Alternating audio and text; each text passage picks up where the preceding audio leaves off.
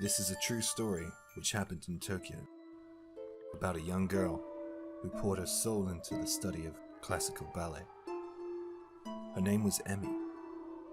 She had worked so hard and was finally named the lead ballerina in an upcoming dance recital. Her teachers were strict and practice was always hard work, but she put up with it because she knew she was finally going to be the main performer. Of course, she was the envy of many, especially one of her fellow ballerinas, Kyoko. Emmy was chosen over Kyoko as the main performer. Kyoko was distraught to come second to someone she considered a lesser performer. Sadly, the day before the ballet recital, Emmy passed away. After another session of intense practice, she was heading home, and that's when a massive truck collided with her. Her body was caught beneath the rear wheel. The right side of her body was completely torn and ripped apart by the friction of the wheel. She was wearing her white ballet leotard. But when she was found at the scene, her blood had stained it red. Everyone at ballet class was aggrieved by the disastrous and tragic incident, but one girl knew that there would soon be a recasting for the main role. To Kyoko, Emmy's death was a welcome stroke of luck. She had always hated Emmy. She was indifferent to her death, and she only had eyes for the main role in the next recital. So, she didn't waste any time mourning when she could have been practicing. When recital came around, it went off without a hitch. She received a standing ovation from the crowd. When Kyoko got into bed that night, as she was drifting off to sleep, she heard a strange and familiar piece of music.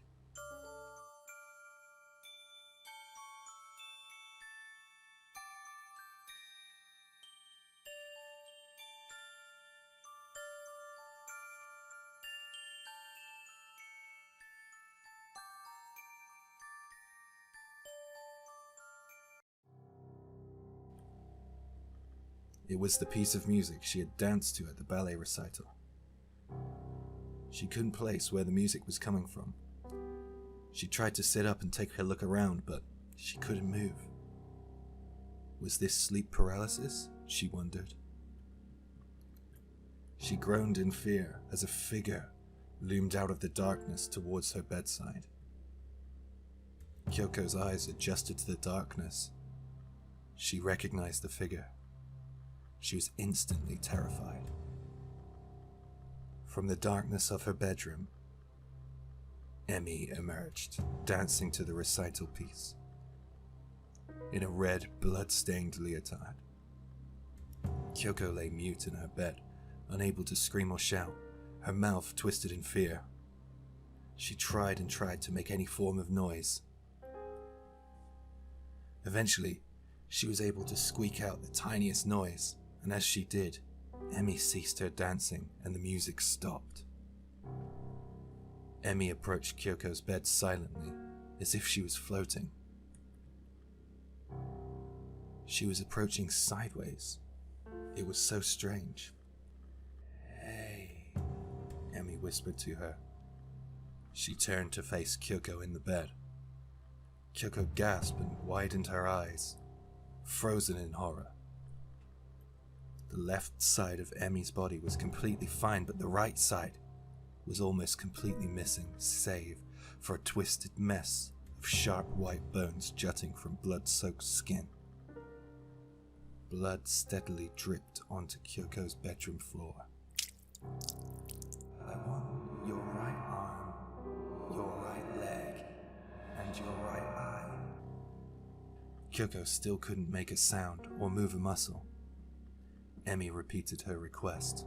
"I want your right arm, your right leg, and your right eye." She kept asking again and again and again. It was maddening.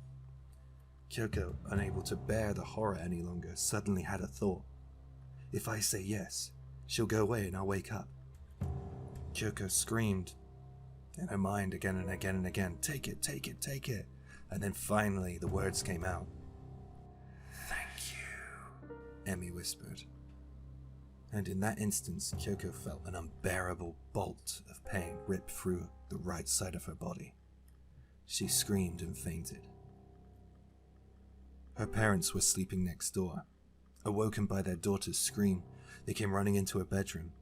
The right side of her body beneath the blankets was blood red. They rushed her to the hospital. Due to her parents' quick reaction, she was saved. However, her right eye was lacerated, and she had lost sight in that eye.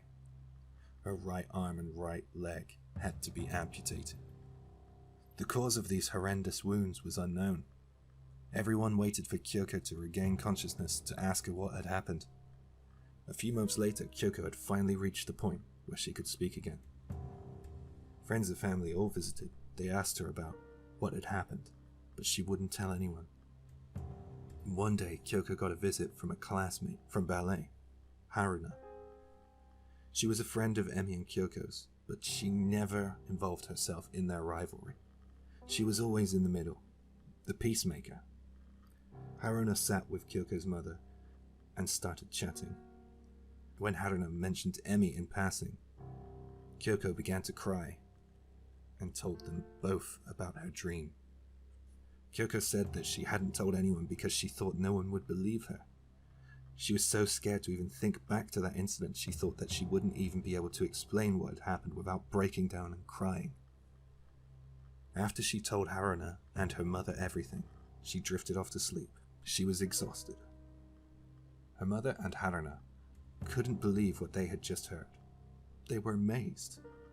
It couldn't be true, but they had no other idea of how Kyoko could have gotten those lacerations by simply lying in her bed alone.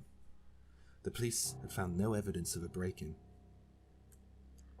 Erina said goodbye and left. Kyoko's mother came rushing out of the hospital room and stopped her on the stairs. She asked Erina to promise not to tell anyone about Kyoko's strange story.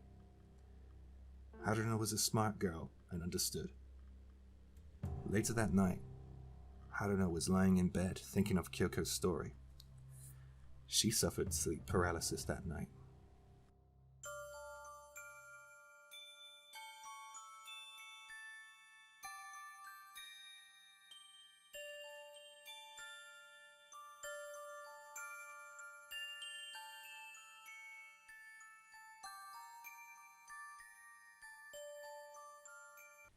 She heard the music that Kyoko spoke of, the dance recital music.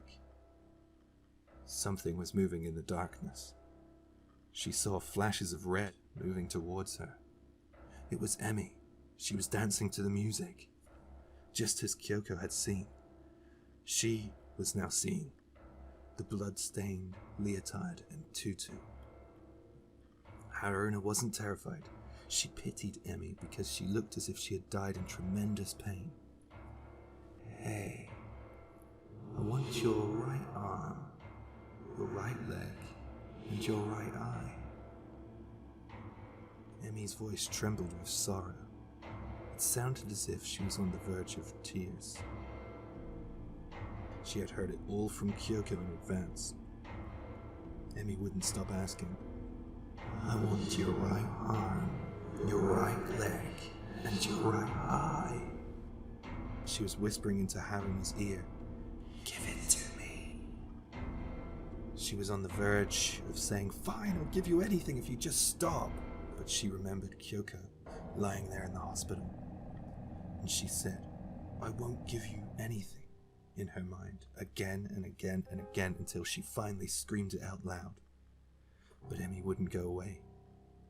All of a sudden, Erina remembered something about Emi. She thought back to a time when she and Emi was joking around. It was a dangerous bet, but it was worth a shot. Erina whispered, "I'll give you my left eye, my left arm, and my left leg." Emi's face distorted into a confused and dissatisfied state. She glared from her left eye at Erina. "I don't want that. I have that." Finally, Erina broke free from her sleep paralysis.